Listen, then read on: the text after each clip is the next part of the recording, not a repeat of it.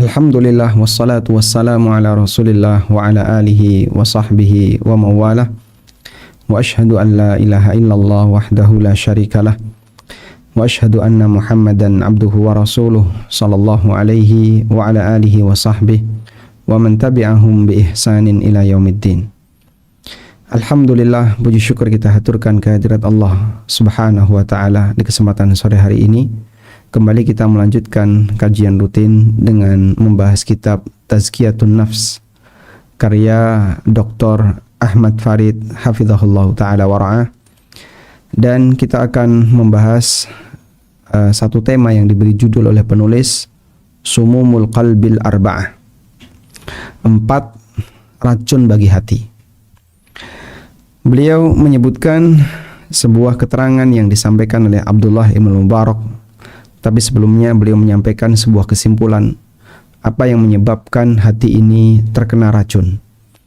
Beliau mengatakan, "I'lam annal ma'asi kullaha sumumun lil qalbi." Sadarilah bahwasanya aneka bentuk maksiat semuanya adalah racun bagi hati. Wa asbabun limaradihi wa halakihi, dan menjadi sebab sakitnya hati dan rusaknya hati. Wahia muntinun limaradil qalbi wa iradatuhu ghairu iradatillahi azza wa jalla. Dan dia seperti nanah atau bangkai yang menyebabkan sakitnya hati, sehingga kehendaknya bukan sejalan dengan apa yang dikehendaki oleh Allah. Artinya cinta dia, benci dia, senang dan dukanya bukan karena Allah tapi karena hawa nafsunya. Wasababun li ziyadati maradihi, dan maksiat merupakan sebab semakin bertambahnya sakit dalam hati. Dan ini Allah sebutkan dalam Al-Quran di banyak ayat. Allah mengatakan fi qulubihim maradun fazadahumullahu marada, dalam hati mereka ada penyakit, lalu Allah Subhanahu wa ta'ala tambahkan penyakit dalam hatinya. Misalnya di surat Al-Baqarah Allah mengatakan fi qulubihim maradun fazadahumullahu marada, ada penyakit dalam hati mereka, lalu Allah tambahkan penyakitnya, sehingga penyakit hati bisa semakin parah, bisa semakin menghilang tergantung dari kondisi masing-masing hati. Kemudian beliau menyampaikan sebuah keterangan dari Ibnul Mubarak rahimahullah. Qala Ibnul Mubarak, ra'aitu dzunuba tumitul quluba wa qad yurithu dzulla idmanuha wa tarku dzunubi hayatul qulubi wa khairun li nafsika isyanuha. Aku tahu bahwasanya dosa akan mematikan hati. Wa qad yurithu dzulla idmanuha, dan tenggelam dalam dosa. Idman, mudmin artinya pecandu. Dan pecandu dosa yurithu dzullah, akan menyebabkan kehinaan, mengantarkan kepada kehinaan. Wa tarku dzunubi hayatul qulub, meninggalkan dosa itu adalah sumber kehidupan bagi hati. Wa khairun li nafsika isyanuha, dan yang terbaik bagimu adalah ketika isyanuha, kau durhaka kepada keinginanmu untuk melakukan maksiat, jangan kau turuti. Wa khairun li nafsika isyanuha, dan yang terbaik untuk dirimu adalah ketika kau tidak menuruti keinginanmu untuk berbuat maksiat. Demikian yang disampaikan oleh Ibnu Mubarak rahimahullah wa sadaqa rahimahullah, dan benarlah apa yang disampaikan oleh Abdullah bin Mubarak. Faman arada salamata qalbihi wa hayatihi fa'alaihi bitakhlisi qalbihi min athari tilkas sumum. Maka siapa yang ingin keselamatan hatinya dan agar hatinya tetap hidup dengan baik, maka dia harus bersihkan hatinya dari pengaruh semua racun itu. Thumma bil muhafazati alaihi bi'adami ta'ati sumumin jadidah. Kemudian dia jaga hatinya dengan tidak mengambil racun yang baru. Wa idza tanawala syai'an, dan kalaupun ada racun yang masuk, min dzalika khata'un, disebabkan karena kesalahan, sara'a ila mahwi athariha, dia segera untuk membersihkannya. Namanya orang akan berulang untuk melakukan maksiat, Tapi begitu dia melakukan maksiat, dia bersegera untuk membersihkannya. Bitaubati wal istighfar, dengan bertaubat dan istighfar. Wal hasanatul mahiyah, dan melakukan aneka amal soleh yang bisa menghapus dosa. Dan ini ditegaskan oleh Nabi SAW. Beliau pernah mengatakan, wa atbi'is sayyi'atal hasanah wa atbi'is sayyi'ah al-hasanata tamhuha. Dan iringilah perbuatan burukmu dengan perbuatan baik. Tamhuha, niscaya perbuatan baik itu akan menghapus perbuatan burukmu. Apa makna wa atbi'is sayyi'atal hasanah tamhuha?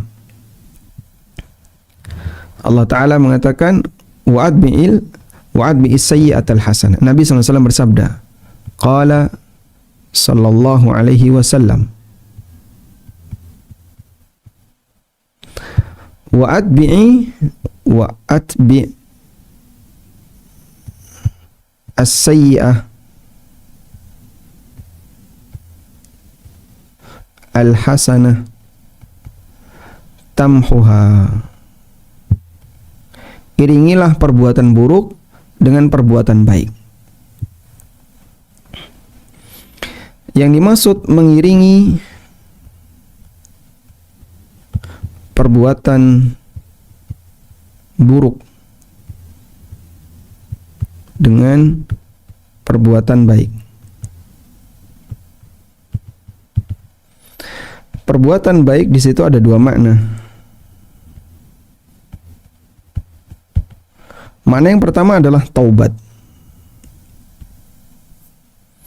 Sehingga maksud dari hadis, iringilah perbuatan buruk dengan perbuatan baik, maksudnya adalah dengan bertaubat. Setelah kamu melakukan perbuatan buruk, maka bertaubatlah. Sehingga dengan bertaubat berarti kamu mengiringi perbuatan burukmu dengan perbuatan baik. Yang kedua adalah dengan melakukan amal soleh. Dengan melakukan amal soleh. Amal soleh yang bisa menghapus perbuatan dosa yang dilakukan oleh hamba. Dan ini sebagaimana yang difirmankan oleh Allah Ta'ala. Qala Ta'ala, innal hasanati yudhibna as-sayyi'at. Sesungguhnya amal baik bisa menghapuskan amal buruk. Innal hasanat yudhibna as-sayyi'at. Dzalika dzikra lidzakirin. Kita coba lihat yudhibna. Ini sebagaimana yang Allah sebutkan di surat Hud ayat 114. Innal hasanat yudhibna as-sayyi'at dzalika dzikra lidzakirin. Ada di surat Hud ayat 114. Baik. Selanjutnya, wa nuqsidu bis-sumumil arba'ah, dan yang kami maksud dengan 4 racun itu, apa sih yang menyebabkan 4 racun yang itu membuat hati manusia jadi semakin sakit? Yang pertama adalah fudulul kalam, terlalu banyak bicara yang nggak perlu. Sehingga orang yang sering bicara, ngomong yang nggak perlu, cerita sesuatu yang nggak perlu, itu bisa menyebabkan kerasnya hati. Yang kedua, fudulun nadhar, melihat yang nggak perlu. Matanya jelalatan, melihat apapun yang dilihat, yang ingin dilihat, melihat apapun yang mengundang dia untuk melihat. Semua ini bisa menyebabkan hatinya jadi sakit. Yang ketiga, fudulut ta'am, makan yang terlalu berlebihan. Kebanyakan makan. Apapun yang diinginkan selalu ingin dimakan. Kemudian yang keempat, fudulul mukhalatah, terlalu sering bergaul. Terlalu banyak bergaul sehingga dia selalu merasa kesepian kalau sendirian. Dan pingin dalam hidupnya selalu ada temannya, kumpul sini kumpul situ, habis kajian nggak langsung pulang, acara kemana makan-makan. selesai makan-makan, besok janjian lagi, gantian makan-makan di mana, muter terus seperti itu. Dan orang kalau sudah kumpul, lalu ada makanan, dia ngumpulin dua, ngumpulin lemak sama ngumpulin dosa. Sehingga dengan sebab itu, dia akan membuat hatinya semakin sakit. Wahiyya ashharu hadhis sumum intisharan, dan ini yang paling banyak tersebar di masyarakat. Wa ashadduha ta'thiran fi hayatil qalbi, dan yang paling memberikan pengaruh terhadap kehidupan hati. Baik.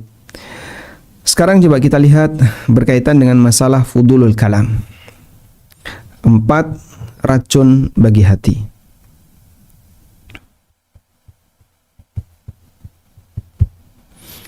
Yang pertama adalah banyak bicara. Tentu saja yang dimaksud banyak bicara di sini bicara yang tidak perlu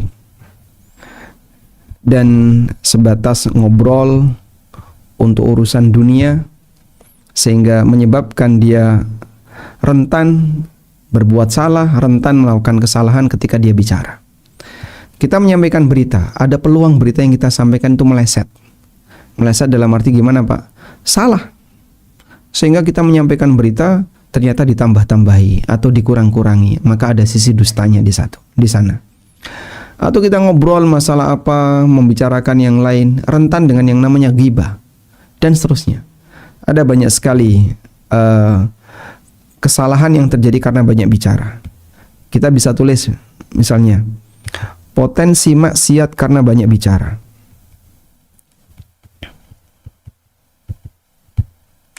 Karena bicara. Apa saja? Yang pertama, ghibah. Udah, kalau orang lagi banyak bicara, ngomong ngalor ngidul, membicarakan orang lain, pasti kena potensi ghibah. Yang kedua apa? Yang kedua, dusta. Dia menyampaikan tidak sesuai realita. Menyampaikan info tidak sesuai realita. Kemudian apalagi yang biasanya terjadi ketika orang banyak bicara, berpotensi menimbulkan masalah. Menimbulkan masalah, bikin orang jadi sakit hati. Pemicu sakit hati. Sehingga kadang ada orang yang tadi nyeletuk, lalu bikin orang lain sakit hati. Dan itu sering terjadi. Demikianlah yang terjadi ketika orang itu banyak bicara. Karena itu Allah Subhanahu wa Ta'ala menyampaikan bahwa banyak bicara itu tidak ada nilai kelebihannya kecuali bagi mereka yang melakukan amar ma'ruf nahi mungkar, atau bagi mereka yang mengislahkan hubungan antara dua orang yang sedang bersengketa. Allah Ta'ala berfirman, la khaira fi kathirin min najwahum illa man amara bi sadaqatin aw ma'rufin aw islahin bainan nas. Tidak ada sisi baik fi kathirin min najwahum, dalam kebanyakan obrolan mereka, illa man amara bi sadaqah, kecuali orang yang memerintahkan untuk sedekah. Dia melakukan amar ma'ruf. Au ma'rufin, atau dia menyuruh hal yang ma'ruf secara umum. Au islahin bainan nas, atau mendamaikan dua orang. Maka saat dia menasihati, dia butuh banyak bicara. Biar orang ini jadi sadar. Dia butuh amar ma'ruf, butuh banyak bicara. Nahi mungkar, dia butuh banyak bicara. Sehingga dalam posisi ketika dia banyak bicara, untuk keperluan keselamatan manusia dunia akhirat disyariatkan. Tidak termasuk di antara yang disebutkan dalam ayat ini.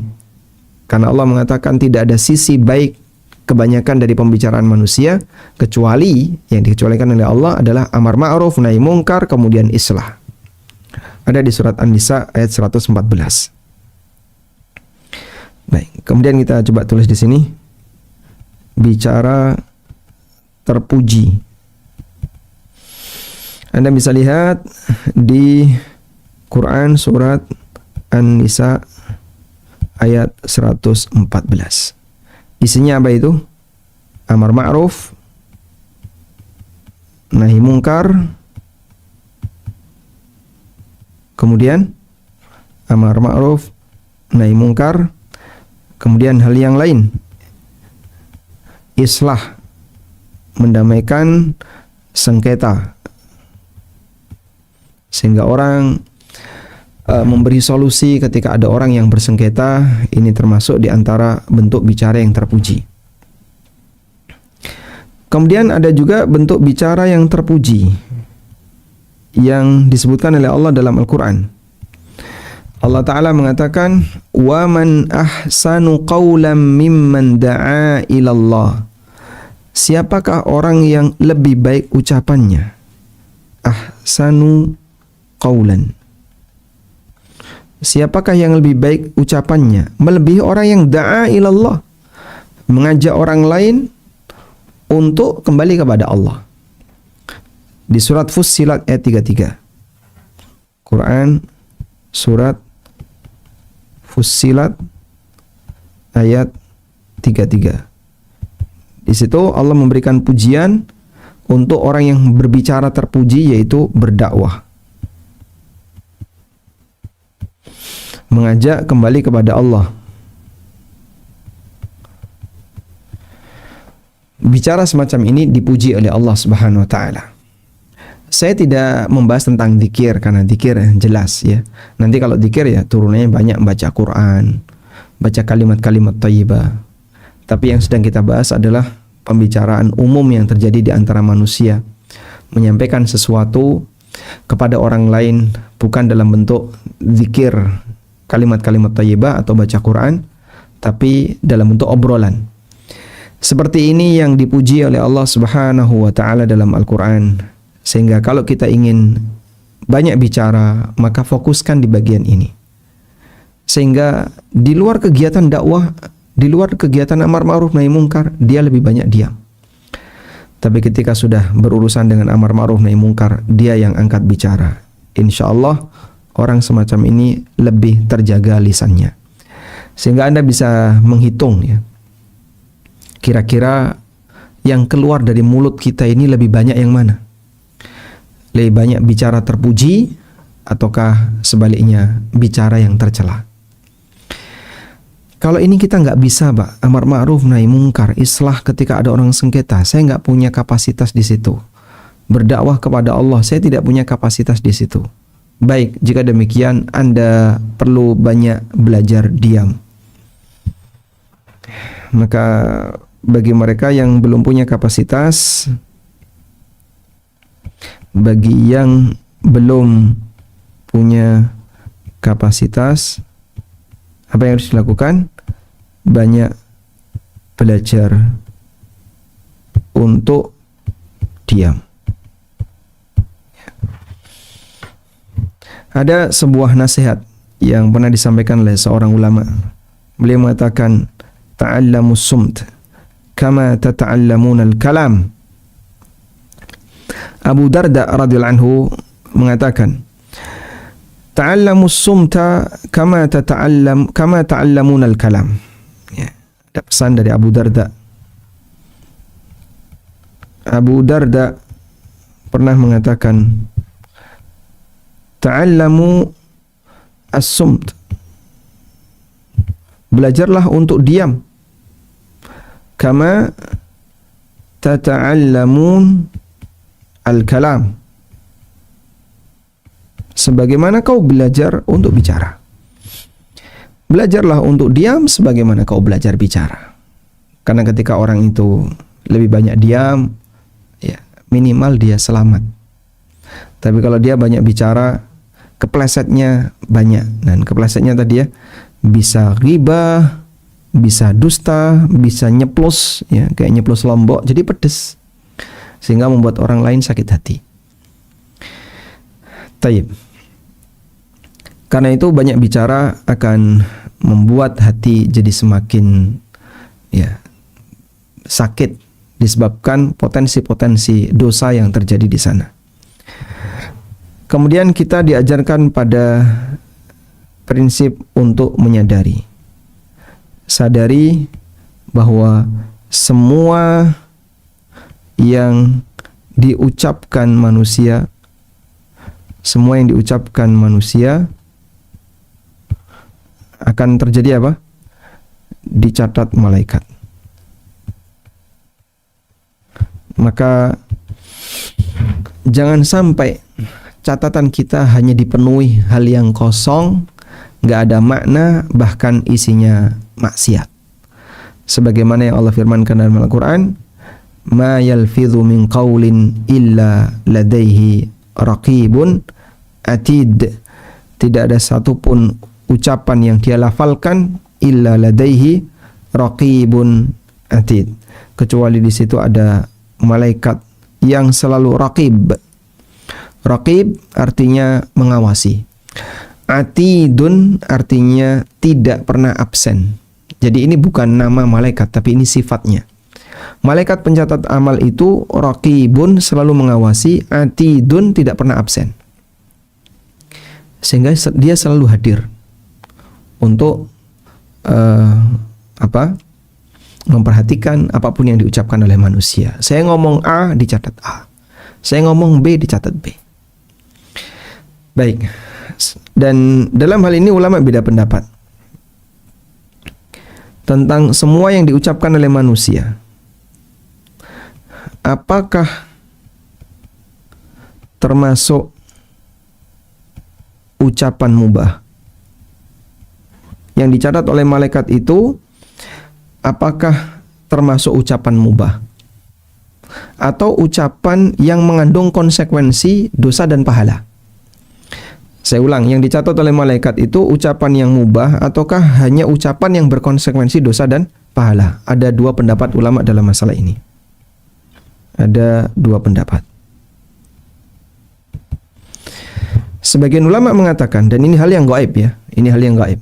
Sebagian ulama mengatakan bahwa yang dicatat oleh malaikat semuanya. Dan ini pendapat yang ma'ruf dari Tawus bin Kaisan, seorang ulama tabi'in. Maka ketika seorang mengucapkan kalimat walaupun di situ tidak ada konsekuensi dosa dan pahala, seperti cuman ngomong A, B, C, itu kan nggak ada konsekuensi dosa dan pahala. Anda bicara dengan orang lain, saya minta makan, saya mau makan, saya mau minum, saya mau tidur. Itu tidak ada konsekuensi dosa dan pahala, ucapan mubah. Apakah itu dicatat? Pendapat Tawus itu dicatat. Dan sebagian berpendapat bahwa yang dicatat hanya yang berkonsekuensi dosa dan pahala. Sehingga di situ ada dua pendapat. Ada yang mengatakan yang dicatat semuanya, dan ada yang mengatakan yang dicatat hanya yang berkonsekuensi dosa dan pahala. Kalau tidak ada kaitannya dengan dosa dan pahala, tidak masuk dalam catatan. Namun ala kullin, intinya adalah ini hal yang gaib yang kita nggak tahu seperti apa kondisi realnya. Allah hanya menyebutkan dalam Al-Quran, ma yalfidhu min qaulin illa ladaihi raqibun atid.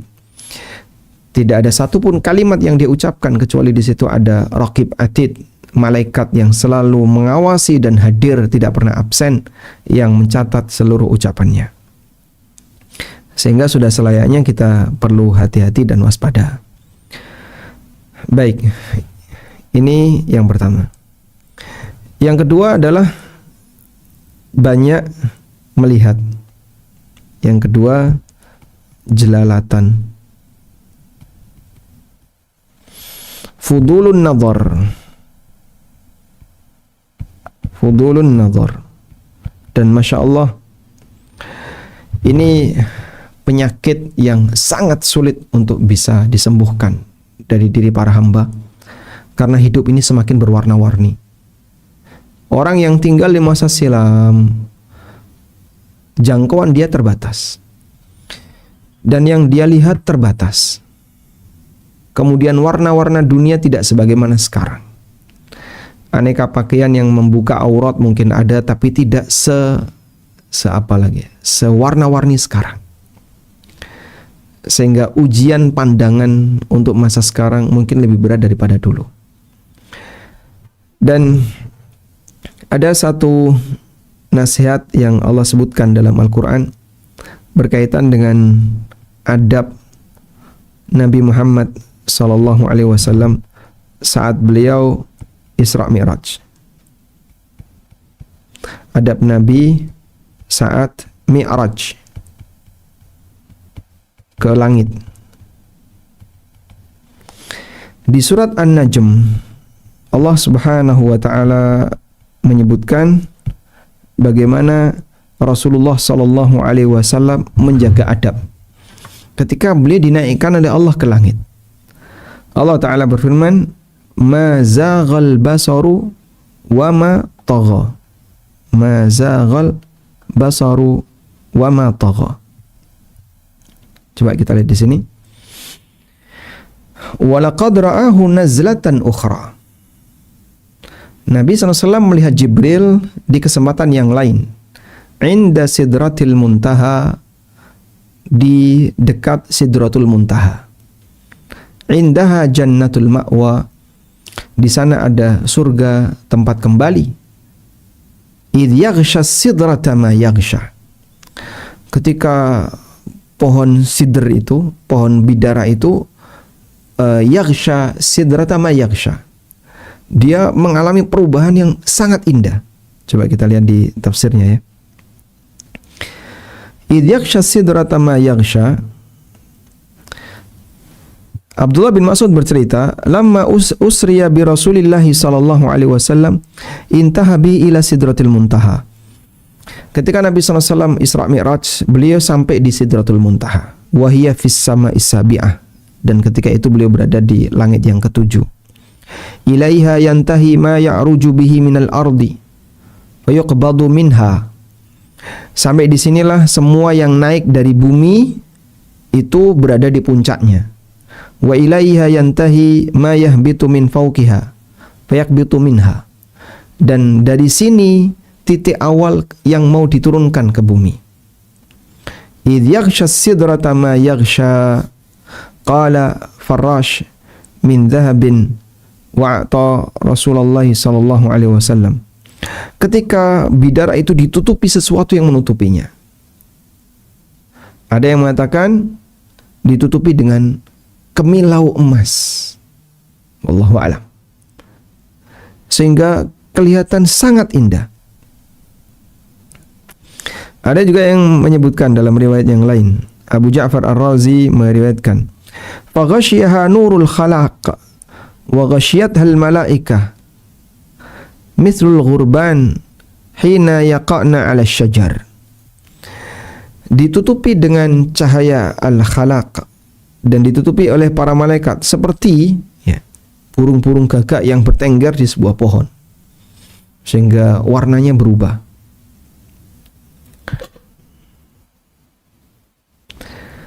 Dalam keterangan Mujahid, kana aghsanu sidrah lu'lu' wa yakutan wa zabrajad. Ranting-rantingnya pohon bidara itu adalah lu'lu', permata dan yakut serta bebatuan yang indah. Wallahu a'lam ya. Jadi ini gambaran yang diberikan oleh Rasulullah SAW dalam beberapa riwayat yang dikumpulkan oleh Ibnu Katsir berkaitan dengan seperti apa ketika sidr ini mengalami perubahan warna. Dilihat oleh Nabi SAW, idh yaghsha sidrata ma yaghsha, pohon itu diliputi dengan kemilau warna yang luar biasa, sehingga menampakkan keindahan yang luar biasa. Lalu Allah katakan, ma zaghal basaru wa ma tagha. Ma zaghal basaru wa ma tagha. Nabi SAW tidak zaghal basar, matanya tidak jelalatan. Wa ma tagha, dan tidak melebihi pandangan yang diizinkan. Qala Ibn Abbas, ma dhahaba yaminan wala shimala. Beliau tidak noleh ke kanan dan ke kiri. Gak seperti kita ya. Kalau kita masuk ke rumah orang yang belum pernah kita masuki, dan rumah itu Masya Allah mewah gitu ya. Begitu kita masuk, kita gini, sambil berdecak kagum. Wah, kita lihat ini, lihat ini, lihat ini. Gumun. Ya, kita kagum ketika melihat rumah orang yang isinya barang-barang mewah dan baru pertama kita masuk. Wa ma tagha, dan beliau tidak melampaui batas. Kalau kita masuk ke rumah orang kan kadang itu pintu kamar terbuka. Terus dilihatin. Barangkali ada sesuatu yang bisa dilihat. Jadi sampai kita itu ngelihatin celah-celah kecil apa yang bisa dilihat. Itu termasuk bentuk tagha. Lalu kata Al-Hafidz Ibnu Katsir, wa hadhi sifatun 'azimah fi tsabati wat ta'at, fa innahu ma fa'ala illa ma amara bihi wa la sa'ala fawqa ma a'ta wa ma ahsana ma qala an-nadhim ra'al jannatal ma'wa wa ma fawqaha walau ra'a ghairahu ma qad ra'ahu lataha. Ini merupakan sifat yang mulia di mana Nabi SAW selalu komitmen dengan ketaatan. Beliau melakukan apa yang diperintahkan dan tidak meminta melebihi dari apa yang beliau telah dikasih. Ini keterangan dalam tafsir Ibnu Katsir. Dan dalam tafsir Al-Baghawi dijelaskan yang sama. Ma zaghal basar wa ma tagha. Nabi SAW tidak zaghal basar. Pandangannya tidak jelalatan, wa ma tagha, dan tidak melampaui batas. Jadi misalnya seorang tamu duduk di sini, dia ngelihat tembok sudah, nggak ke kanan ke kiri, nggak ngelirik, nggak apa. Itu kok ada pintunya kebuka, dia tidak memandang ke arah pintu, barangkali ada yang bisa dicuri lihat. Ma mala basarun Nabi sallallahu alaihi wasallam yaminan wala shimalan wa ma tagha. Pandangan Nabi SAW tidak tengok kanan kiri dan tidak melebihi batas. Ai ma jawaza ma ra'a, tidak melebihi dari apa yang beliau lihat. Sebagai bentuk adab ketika Rasulullah SAW berada di tempat yang paling mulia yang bisa dijangkau oleh manusia, itulah Sidratul Muntaha. Tidak bisa dibandingkan dengan keindahan apapun yang ada di muka bumi ini. Sehingga kalau kita berada di sebuah tempat dan kita menganggap itu hal yang indah, asing, maka kita akan jelalatan, tengok kanan, tengok kiri. Nabi SAW tidak demikian. Taib. Selanjutnya.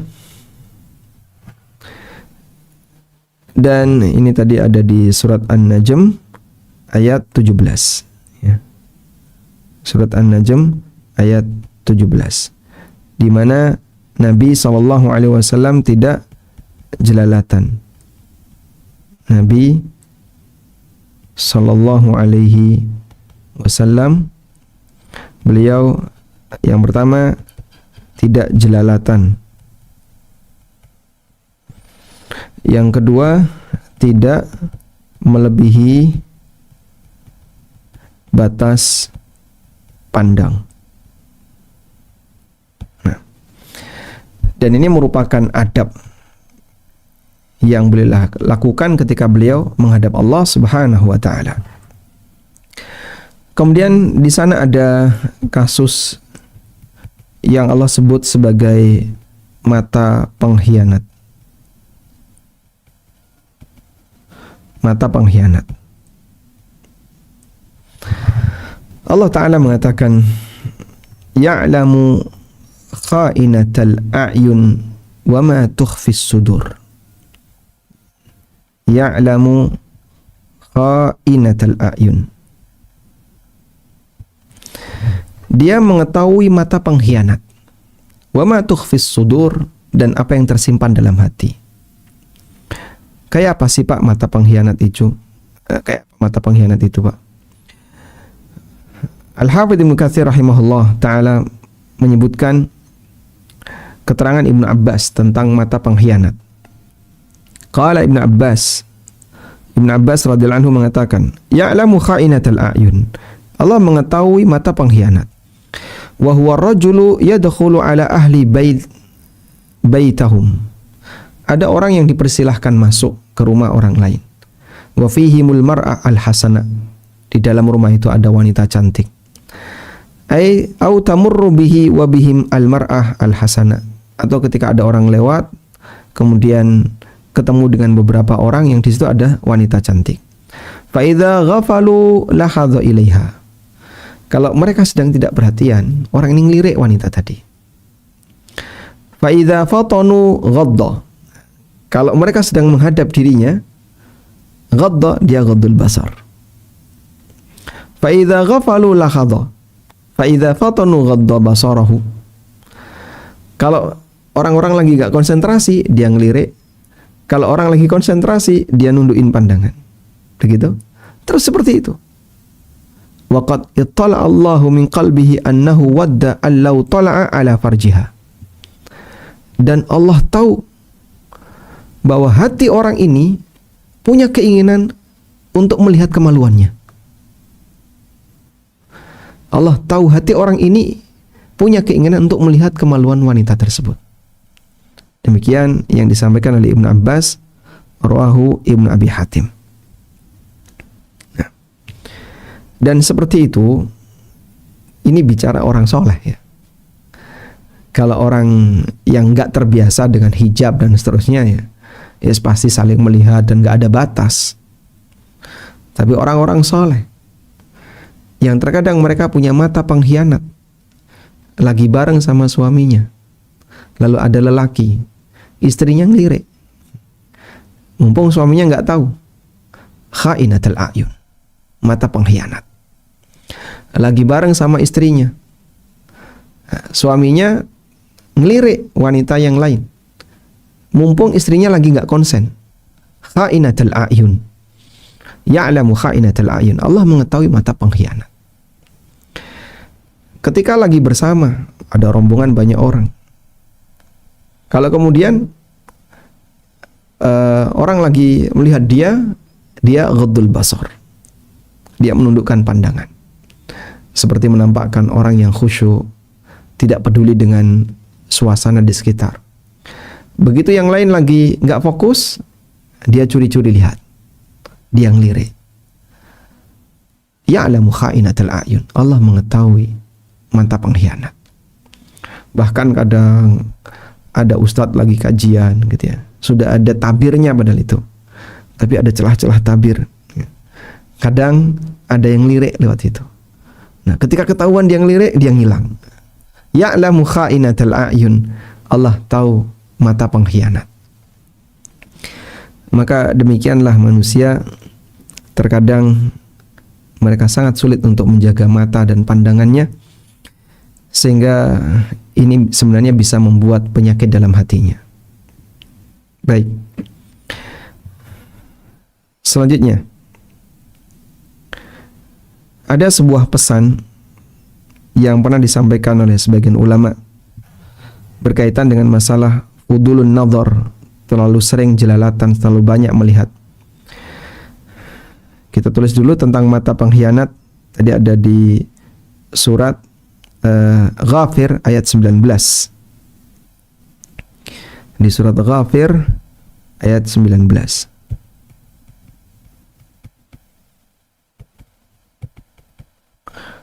Dan tadi sudah kita sampaikan tentang seperti apa kondisi mata pengkhianat sebagaimana yang dijelaskan oleh Ibnu Abbas. Ada keterangan dari Ibnu Abbas. Yang dimaksud di situ adalah ngelirik wanita cantik. Saat apa? Saat tidak dilihat orang. Dia ngelirik wanita cantik saat tidak dilihat orang.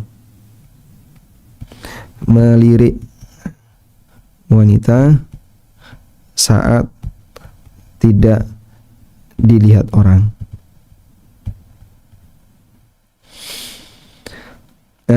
Dan ketika dilihat orang,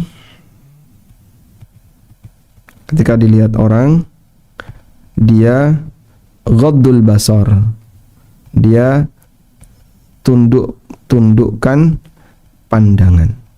Ya, demikianlah kondisi yang terjadi di masyarakat. Baik. Kemudian ada sebuah pesan yang disampaikan oleh seorang ulama. Beliau mengatakan, da' fudulan nazar takun akhsha'an nas. Da' fudulan nazar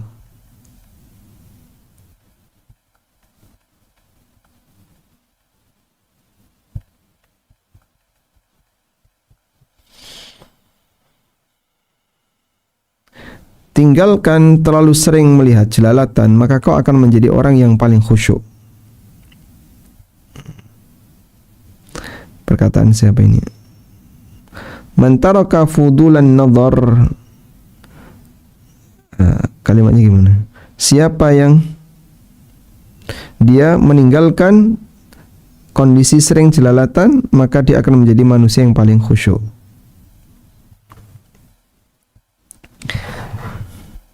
Jaga pandangan agar jadi manusia yang paling khusyuk. Untuk bisa menjaga kekhusyuan, maka caranya adalah jaga pandangan. Wallahu alam. Taib. Kemudian berikutnya, fudulut ta'am. Sumber penyakit hati berikutnya, yang ketiga adalah makan berlebih. Makan berlebih. Makan berlebih termasuk hal yang tercela. Dan kita tahu Allah Subhanahu wa taala melarang dalam Al-Qur'an, wa kulu washrabu wa la tusrifu. Silahkan makan dan minum dan jangan tusrifu, jangan israf. Allah taala berfirman, wa kulu washrabu wa la tusrifu. Di sini di surat Al-A'raf ayat 31 Allah memberikan pesan wa kulu washrabu wa la tusrifu. Silahkan makan dan minum tapi jangan berlebihan, innahu la yuhibbul musrifin. Al-A'raf ayat 31. Berlebihan ketika makan dan minum hukumnya apa? Dilarang. Al-Quran yang melarangnya, wa kulu washrabu wa la tusyrifu, ini ada di Quran surat Al-A'raf ayat 33. Ya, ayat berapa tadi? Al-A'raf ayat 31. Baik. Kemudian, posisi berlebihan ketika makan dan minum adalah ketika seseorang makan melebihi dari apa yang dia butuhkan. Bahkan sampai, Masya Allah ya, kekenyangan dan seterusnya. Dan itu dilakukan hampir tiap hari misalnya. Atau terlalu sering. Kalau sesekali nggak masalah. Nabi SAW pernah kenyang, demikian pula Abu Hurairah radhiyallahu anhu pernah kenyang, tapi sesekali. Namun kalau terlalu sering, ini tercela. Sehingga makan berlebihan dilarang oleh Allah Subhanahu wa taala. Selanjutnya, di antara hal yang perlu diperhatikan berkaitan dengan masalah makanan. Ini beberapa prinsip ya tentang masalah kuliner. Jangan sampai kuliner menghabiskan waktu. Jangan menghabiskan waktu. Hanya untuk urusan makan, dia butuh waktu 1 jam.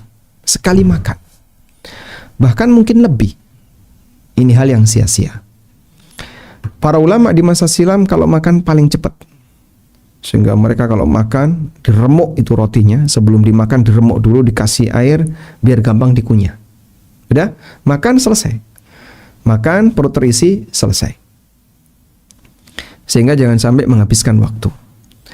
Demikian pula praktek yang terjadi ketika orang itu makan, maka makan dengan tidak terlalu menguras tenaga, membutuhkan banyak waktu, masak terlalu sibuk sampai menghabiskan banyak waktu.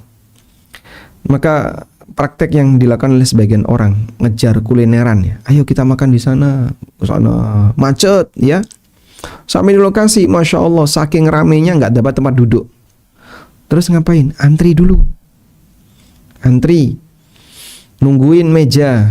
Begitu dapat tempat, langsung ditempati. Karena antri. Ya?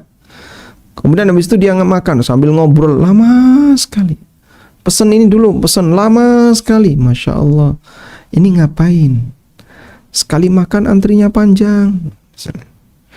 Makanya saya paling gak suka kalau warung diajak panitia misalnya.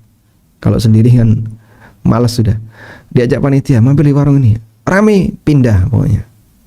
Pokoknya kalau rame, wajib pindah. Karena paling gak suka tempat makan yang rame. Tidak bisa menikmati dan akan buang-buang waktu.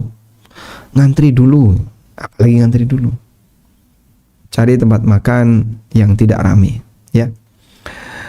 Kemudian tujuannya adalah agar tidak menghabiskan waktu. Lalu yang kedua, jangan bangga dengan makanan. Karena bangga dengan makanan termasuk bangga dengan urusan dunia. Dan itu tercela. Allah Subhanahu wa taala mengatakan wa farihu bil hayatid dunya wa mal hayatud dunya illa mata. Mereka terlalu bangga dengan kehidupan dunia, sementara kehidupan dunia hanya kenikmatan sementara.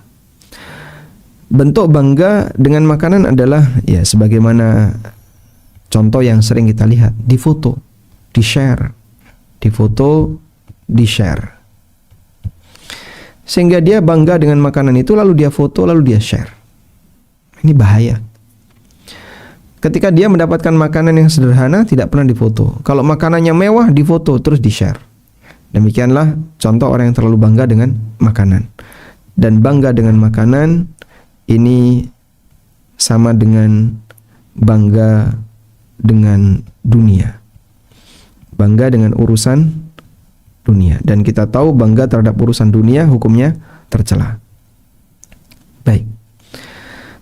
Kemudian prinsip berikutnya adalah jaga adab. Dan tidak menampakkan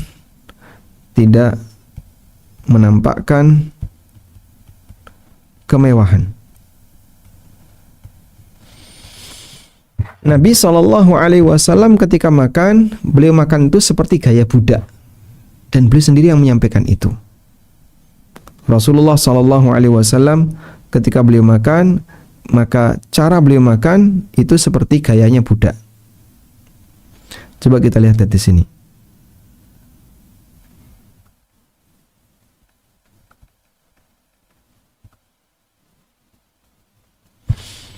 Ada sebuah keterangan tentang bagaimana kesederhanaan Nabi SAW ketika makan. Kata Anas bin Malik, "Ma'alimtun Nabiyya sallallahu alaihi wasallam ala sukrujah qat." Aku belum pernah melihat Nabi sallallahu alaihi wasallam makan dengan menggunakan sukrujah. Apa sih sukrujah? Coba kita lihat di sini. Wa hiya sihafun aw atbaqun tudau fiha al-mukhallalat wal mushahhiyat walam yukhbas lahun Nabi sallallahu alaihi wasallam dzalikal khubz ar-raqiq al-fakhir.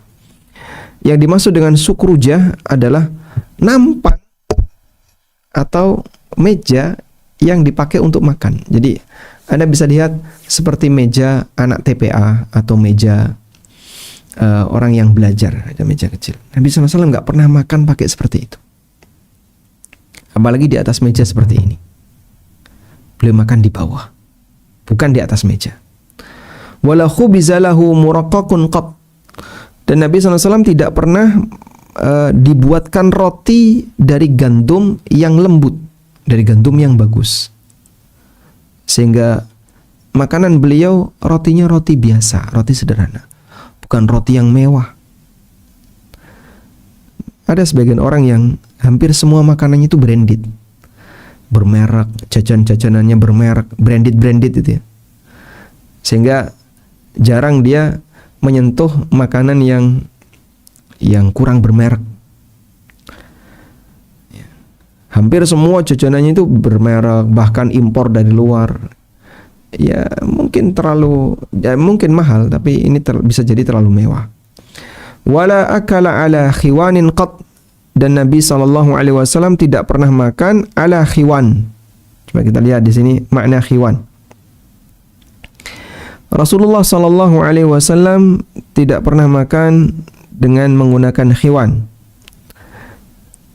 Ay ala ma'idatin min tilkal mawad al-murtafi'ah 'alal ard. Di mana beliau makan di atas hidangan yang tinggi dari tanah. Allati ya'kulu 'alaiha al-udhama wal mutrafun, yang biasanya dimakan oleh para raja. Sehingga Nabi SAW nggak suka model meja makan seperti para raja yang panjang, kemudian kursinya gede, terus ada banyak hidangan makanan di situ. Kata Anas, Rasulullah SAW nggak pernah makan seperti itu. Wal aklu 'alaiha lam yazal min da'bil mutrafin wa wad'il jabbarin. Dan makan dengan model seperti ini, hidangan yang lebar, luas, panjang ya. Kemudian ada banyak meja-meja, ada banyak kursi-kursi besar. Ini merupakan kebiasaan orang-orang sombong dan para raja yang sombong. Li'alla yaftakira ilal inhina indal akli, agar mereka tidak butuh nunduk ketika makan, maka dikasihlah meja. Maka Nabi sallallahu alaihi wasallam la yushbihu bihim, sehingga Nabi sallallahu alaihi wasallam kalau makan enggak seperti mereka. Wa kana ya'kulu sallallahu alaihi wasallam wa ashabuhu 'ala sufar allati tumaddu 'alal ard. Tapi Nabi sallallahu alaihi wasallam kalau makan bersama sahabatnya 'ala sufar, di atas taplak yang dibentangkan di tanah. Sehingga posisi makanan itu sejajar dengan kaki. Bukan di atas meja seperti ini, tapi sejajar dengan kaki. Tawadu'an wa zuhdan fid dunya wa madhahiriha wa ta'liman li ummatihi, sebagai bentuk tawadu dan zuhud terhadap dunia. Sampai Aisyah itu pernah mengusulkan, ya Rasulullah, bagaimana kalau kami siapkan meja biar Anda bisa makan di atas meja, makanannya biar ditaruh di meja. La ya bintas Siddiq, innama akulu kama ya'kulul abd. Gayaku makan tuh sebagaimana cara budak ketika makan. Maka beliau duduk bersimpuh. Anda lihat orang yang duduk tawarruk, duduk iftirash ketika sholat. Duduk di antara dua sujud ketika sholat, duduk iftirash. Tapi kakinya ditumpuk. Kakinya ditumpuk, diduduki. Ya. Sehingga lututnya ditekuk, kakinya ditumpuk, diduduki. Lalu Nabi SAW duduk seperti itu, dan beliau makan dalam posisi seperti itu, di bawah makanan itu. Makanan ada di alas ya, dan dimakan bareng-bareng dengan para sahabat. Beliau makan sebagaimana orang rakyat jelata yang makan. Maka Rasulullah SAW ketika makan itu tidak menampakkan kemewahan. Sehingga kalaupun kita, ya ini mungkin beda dengan tradisi di masa sekarang ya. Rata-rata kan kita punya meja-meja makan. Kalaupun kita punya meja makan ya, jangan terlalu mewah. Jadi yang kursi gede, yang belakangnya ini tinggi, besar gitu kan. Kemudian mejanya panjang. Kalau bisa nggak seperti itu. Buat yang sederhana saja, sebagai bentuk tawadhu ketika kita makan. Jadi makan dengan posisi tawadhu. Dan di antara adab yang lain adalah Nabi SAW tidak pernah mencela makanan, kemudian membaca doa menggunakan tangan kanan dan seterusnya, sebagaimana yang sering kita baca dalam penjelasan tentang adab makan. Selanjutnya yang keempat, jangan turuti setiap keinginan. Jangan turuti setiap keinginan. Diri kita jangan terlalu dimanja. Jangan jadi orang yang kita memanjakan diri kita sendiri. Sebagaimana kita tidak ingin memanjakan anak kita. Kita punya anak, setiap pengen apa dituruti, pengen apa dituruti. Terlalu memanjakan anak, bahaya. Maka kita juga jangan memanjakan diri kita. Sehingga pengen makan ini dituruti, pengen makan ini dituruti. Nggak kayak gitu ya. Coba kita lihat di sini ya. Ini ada satu pesan yang pernah disampaikan oleh Umar bin Khattab radhiyallahu anhu.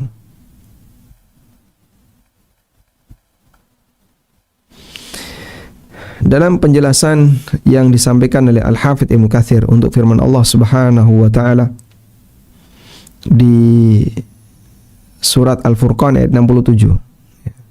Berarti Al-Baghawi, penjelasan Al-Baghawi. Nah,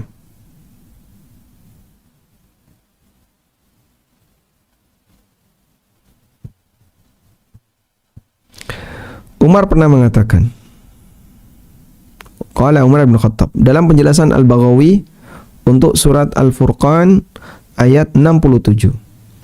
Ada sebuah kutipan perkataan Umar bin Khattab radhiyallahu anhu. Kafa sarafan alla yashtahiya ar-rajulu syai'an illa ishtarahu fa'akala. Cukuplah seseorang itu dianggap telah berlebihan. Saraf, telah melakukan tindakan yang berlebihan. Ketika setiap kali dia pingin sesuatu, pasti dituruti. Saya pengen makan ini, dibelikan. Pengen makan ini, beli. Pengen makan ini, beli. Ya memang dia punya duit. Dia bisa mewujudkan apapun yang dia inginkan. Tapi setiap kali dia pingin, langsung kejar ke sana. Pengen apa lagi, kejar ke sana. Pengen apa, Pak? Pengen sate kelatak, langsung berangkat. Ya, Pak Pong. Pengen apa lagi? Pengen sate ini, langsung berangkat lagi. Itu kata Umar bin Khattab, orang semacam ini cukup disebut sebagai orang yang telah berlebihan. Baik. Ini kita kopikan keterangan yang disampaikan oleh Amirul Mukminin Umar bin Khattab radhiyallahu anhu. Dah? Jadi ada pesan Umar bahwa orang yang boros atau berlebihan itu ketika melayani semua keinginan dia untuk dimakan. Pengen ini, langsung makan itu. Pengen ini, diwujudkan. Memang dia punya duit, tapi nggak kayak gitu ya. Sehingga tidak harus semuanya dilayani. Udah? Kemudian yang kelima, sesekali tinggalkan kemewahan.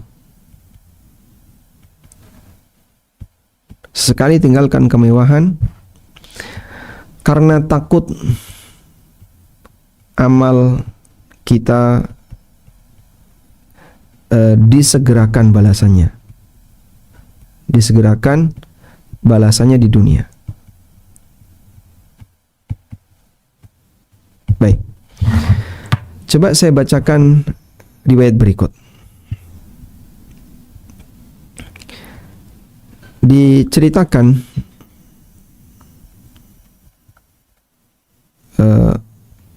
dalam sebuah peristiwa tentang bagaimana Abdurrahman bin Auf menangis saat beliau mau berbuka puasa. Diceritakan oleh Ibrahim putranya Abdurrahman bin Auf, bahwa Abdurrahman bin Auf radhiyallahu anhu dihidangkan makanan kepada beliau wa kana shaiman, dan ketika itu beliau puasa menjelang berbuka. Sudah mendekati waktu berbuka, makanan sudah dihidangkan. Faqala, lalu Abdurrahman bin Auf mengatakan, qutila Mus'ab bin Umair wa huwa khairum minni. Mus'ab bin Umair terbunuh dalam peristiwa perang Uhud dan beliau lebih baik daripada aku. Kuffina fi burdatin, beliau diberi kafan dengan selembar kain. In ghuttiya ra'suhu, ketika ditutupi kepalanya, badat rijlah, maka nampak kakinya. Wa in ghuttiya rijlahu bada ra'suhu, ketika ditutupi kaki, kepalanya kelihatan. Betapa miskinnya Mus'ab ketika itu. Saat Mus'ab itu mati, beliau dalam kondisi sangat miskin. Lalu beliau mengatakan, "Tsumma busita lana minad dunya ma busit." Kemudian dibentangkan dunia untuk kita sebagaimana saat ini. Dalam riwayat yang lain, "U'tina minad dunya ma u'tina." Kita diberi dunia sebagaimana saat ini. Wa qad khashina, dan aku takut an takuna hasanatuhna ujjilat lana. Jangan-jangan kebaikan kita, pahala ibadah kita telah dibalas oleh Allah di dunia. Thumma ja'ala yabki hatta taraka ta'am. Lalu beliau nangis, kemudian beliau tinggalkan makanan. Masya Allah, nggak jadi makan. Sehingga beda dengan kita ya. Kalau ada makanan yang mewah, enak, serba yang kita suka, wah langsung semangat, serbu. Dan dengan bangganya kita makan itu tanpa ada perasaan beban dosa. Bukan beban dosa ya, tanpa ada perasaan amal kita hilang. Sahabat ada perasaan seperti itu. Kadang kita kalau ke warung Padang, terus panitia minta dihidang pak, dihidang. Masya Allah. Bingung sampai kita milihnya. Ada sayur, ada lauk, aneka lauk. Kamu mau pilih mana? Silahkan pilih, sesukamu. Masya Allah. Pilih tahu tempe. Nah. Dan kita kalau melihat seperti itu kan senang sekali. Ada banyak makanan. Kita senang sekali. Karena kita tidak punya kesadaran sebagaimana yang dimiliki oleh para sahabat. Selanjutnya adalah fudulul mukhalatah. Terlalu sering bergaul. Tadi yang ketiga makan berlebihan. Yang keempat sering bergaul. Terlalu sering bergaul boleh saja, tapi terlalu sering bergaul ini bisa berbahaya. Karena dengan bergaul ini rentan gesekan. Rentan gesekan gimana? Ya namanya orang ketika bergaul kan pasti akan ada gesekan dengan kanan dan kirinya. Sehingga dengan bergaul akan rentan dengan yang namanya gesekan. Dan kalau sudah terjadi gesekan, maka yang timbul adalah dosa. Karena itu dulu para ulama mereka terkenal sebagai orang yang suka menyendiri. Ketika sendiri dia bisa lebih fokus untuk berzikir, lebih fokus untuk baca Quran, lebih fokus untuk belajar, lebih fokus untuk menelaah kitab. Ada banyak hal yang bisa dilakukan ketika dia sendirian. Tapi kalau dia bareng banyak orang, akhirnya kan bawaannya ngobrol. Sehingga dia bukan model orang yang senang kumpul dengan orang, tapi sebaliknya, justru lebih senang untuk menyendiri. Abdullah bin Mubarak itu diantaranya, sampai ada sebagian orang yang tanya kepada beliau, ala tashtauhish, apa anda tidak merasa kesepian? Lalu beliau mengatakan, wa kaifa astauhish wa ana ma'a ashabin Nabi SAW. Bagaimana mungkin saya kesepian sementara aku dibersamai oleh para sahabat Rasulullah SAW. Artinya beliau menelaah hadis. Menelaah hadis itu membarengi para sahabat Nabi SAW. Masya Allah. Jadi demikian kondisi para ulama. Mereka adalah orang-orang yang suka menyendiri. Imam Ahmad juga demikian. Beliau termasuk di antara orang yang suka menyendiri.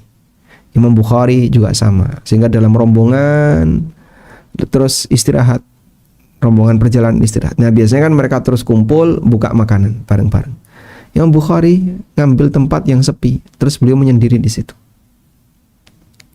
Sehingga dengan menyendiri maka orang akan lebih bisa untuk belajar, lebih bisa berzikir, lebih bisa fokus bermunajat.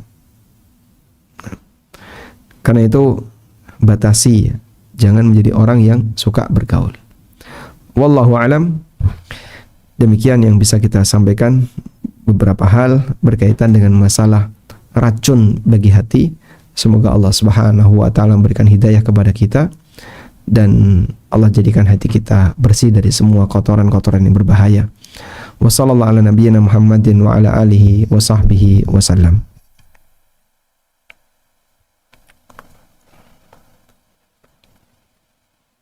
Assalamualaikum ya Ustadz. Waalaikumsalam warahmatullahi. Izin bacakan pertanyaan ya Ustadz.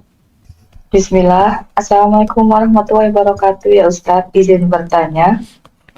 Terkait menahan diri dalam makanan, apakah kita boleh menebusnya dengan membelikan makanan setiap kita pingin makan enak supaya kita tidak terlalu merasa bersalah? Ustadz, jazakumullah khairan.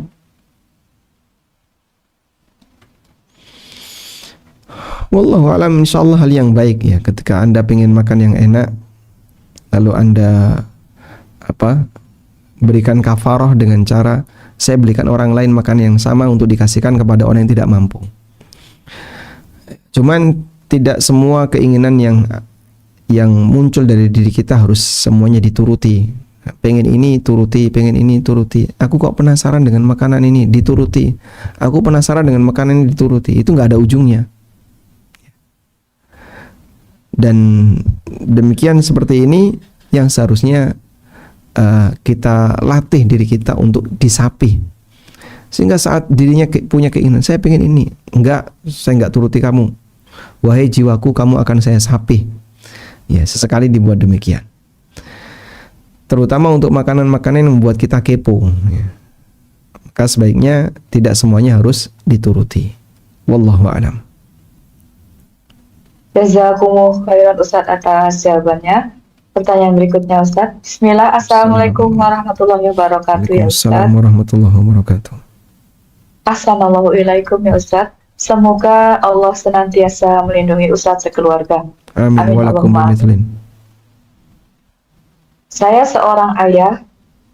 Mohon pencerahannya Ustaz. Jika saya tertinggal sholat jamaah di masjid, manakah yang lebih baik dan pahalanya lebih banyak ya Ustaz? Sholat sendiri di masjid atau sholat jamaah bersama anak dan istri di rumah ya Ustaz? Jazakumullah khairan. Baik, ada satu hadis. Hadisnya seperti ini.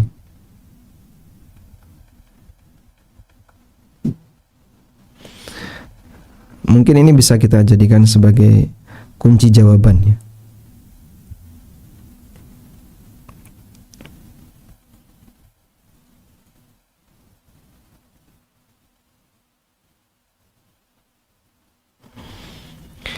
Hadis diriwayatkan oleh An-Nasa'i.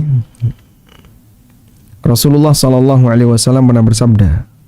Hadisnya dari sahabat Abu Hurairah. Nabi sallallahu alaihi wasallam bersabda, "Man tawadda'a fa ahsanal wudu'a." Siapa yang berwudu dengan sempurna, tsumma kharaja amidan ilal masjid. Kemudian dia keluar dari rumah dengan punya niat sengaja menuju masjid. Fawajadan nasa qad sallu, lalu dia jumpai jamaah sudah selesai sholat. Ya, begitu dia datang bubar sudah. Oh, udah pada bubar, udah pada selesai. Kataballahu lahu mithla ajri man hadaraha. Maka Allah catat untuknya pahala seperti orang yang menghadiri sholat itu. Wala yanqusu dzalika min ujurihim syai'a, dan tidak mengurangi pahala mereka sedikit pun. Wallahu alam. Jadi mungkin bisa kita jadikan sebagai jawaban untuk pertanyaan tadi. Sekiranya Anda telat ke masjid dan saat Anda datang ke sana jamaah sudah bubar, sebaiknya sholat di rumah atau di masjid? Jawabannya, kalau berdasarkan hadis ini tetap berangkat. Sampai di sana, wah sudah bubar, ya sudah, Anda tetap sholat di masjid. Semoga tetap mendapatkan pahala sebagaimana yang dijanjikan dalam hadis ini. Wallahu a'lam. Jazakumullah khairan Ustaz atas jawabannya. Pertanyaan berikutnya Ustaz. Bismillah. Assalamualaikum warahmatullahi wabarakatuh ya Ustaz. Waalaikumsalam warahmatullahi wabarakatuh. Semoga Allah merahmati Ustaz, keluarga Ustaz, dan guru-guru Ustaz. Amin. Walakum bimithlin. Ustaz, bagaimana cara bertobat dari ghibah sementara yang kita ghibah itu sudah jauh, dan bertobat dari berbohong? Apakah kita harus meminta maaf? Dan juga ketika kita curhat kepada manusia, itu ternyata membuka aib pasangan Ustaz. Bagaimana cara bertobat dengan ketiga hal tersebut? Jazakumullah khairan. Berkaitan dengan cara tobat dari ghibah, di situ ada dua kondisi. Yang pertama, pihak yang dighibah mengetahui.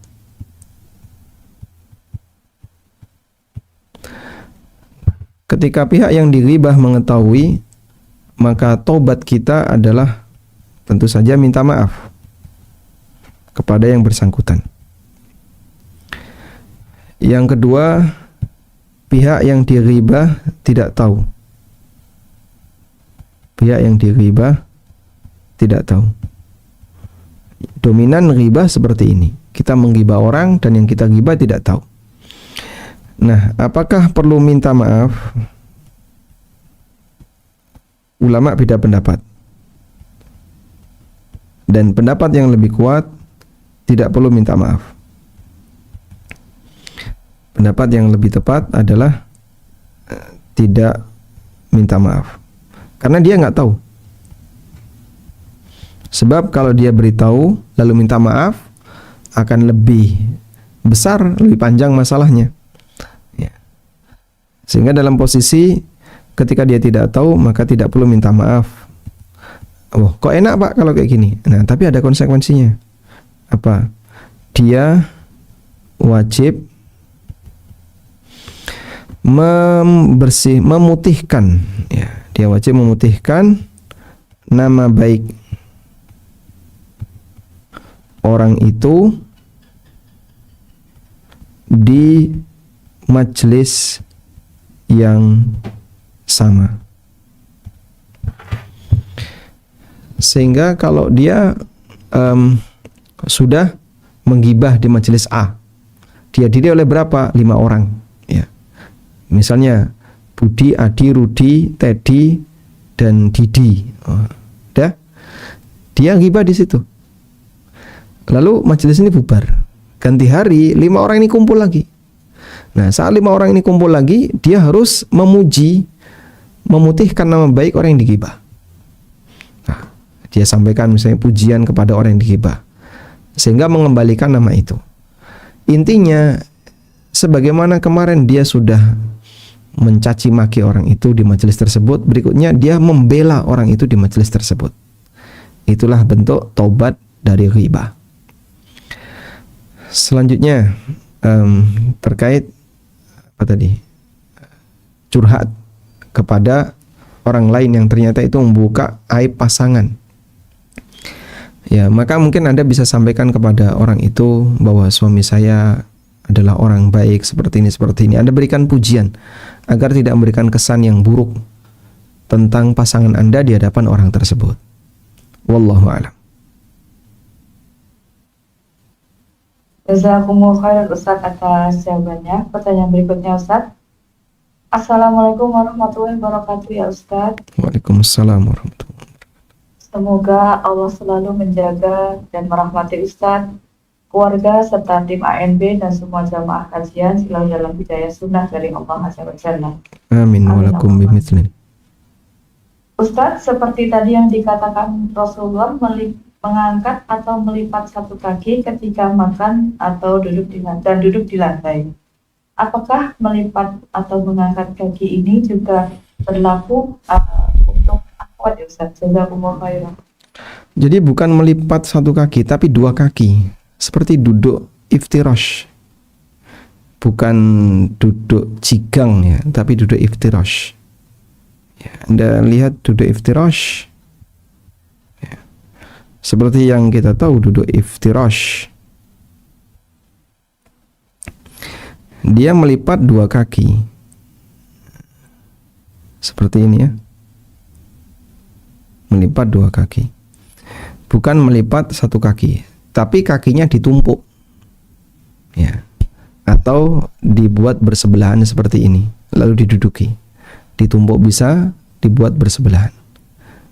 Bukan yang satunya diangkat ini, tapi dua-duanya ditekuk.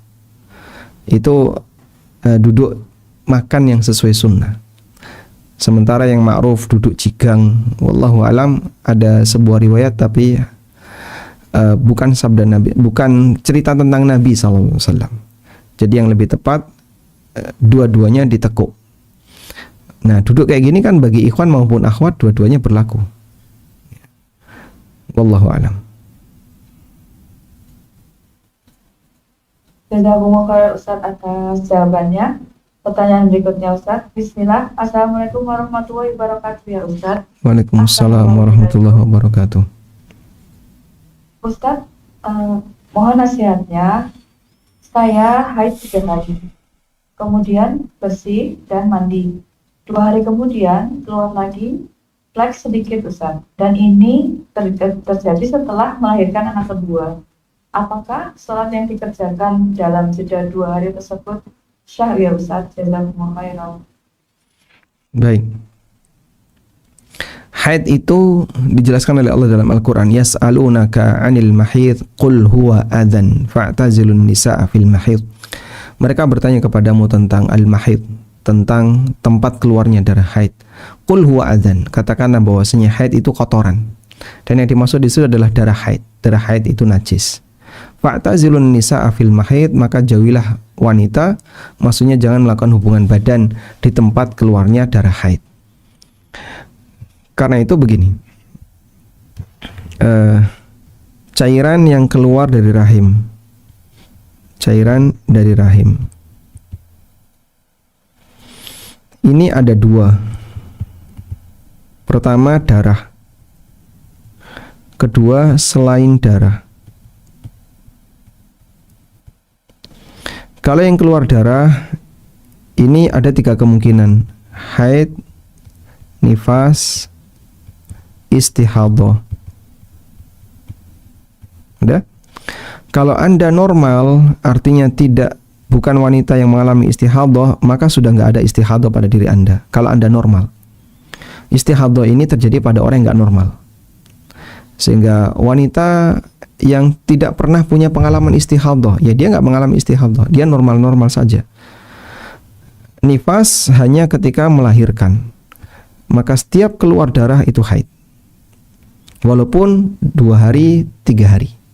Sudah? Ketika suci, sudah nggak keluar, ya dihitung suci. Sudah putus Pak, ya putus. Sudah. Kok keluar lagi nanti, ya haid lagi. Karena untuk batas suci, untuk batas waktu, berapa lama waktu suci, pendapat yang benar nggak ada batas. Sehingga suci sehari, besok haid lagi. Ya sehari itu sholat. Terus haid, ya dia nggak sholat. Asal yang keluar darah. Kemudian selain darah, cairan selain darah ini banyak ya. Tapi yang ada kaitannya dengan haid biasanya sufroh. Ini cairan kekuningan. Atau kudroh, cairan keruh. Atau cairan bening, qasah al-baydha. Baik. Untuk sufroh dan kudroh, nah, ini jika nyambung haid, jika nyambung dengan darah, maka statusnya haid. Jadi dia terhitung haid jika nyambung dengan darah. Tapi kalau dia nggak nyambung dengan darah, bukan haid. Misalnya Anda mengalami flek, tapi yang keluar kekuningan. Setelah itu nggak keluar apa-apa, ya sudah, itu bukan haid. Keluar keruh, tahu cairan keruh ya, seperti air yang dikasih tanah gitu. Keruh, nah itu bukan haid, bukan darah, karena dia cairan selain darah. Nah ketika keluar seperti ini, di luar masa haid, yang tidak nyambung dengan haid, maka tidak terhitung haid, baik di depan maupun di belakang. Kalau di belakang kita gampang nih teninya ya. Begitu haid keluar dah, nanti kan long tail tuh nggak putus-putus, keluar sufroh lama sekali, yaitu haid kalau nyambung. Tapi kalau putus, bukan haid. Misalnya sudah sempat suci, lalu keluar lagi kekuningan, bukan haid. Sedangkan cairan bening ini tanda suci. Begitu keluar cairan bening berarti wanita ini sudah suci dari haid. Wallahu alam. Taib, demikian yang bisa kita bahas. Semoga menjadi ilmu yang bermanfaat bagi saya sendiri dan teman-teman sekalian. Wa sallallahu ala nabiyyina Muhammadin wa ala alihi wa sahbihi wasallam. Wa akhiru da'wana anil hamdulillahi rabbil alamin. Wassalamualaikum warahmatullahi wabarakatuh.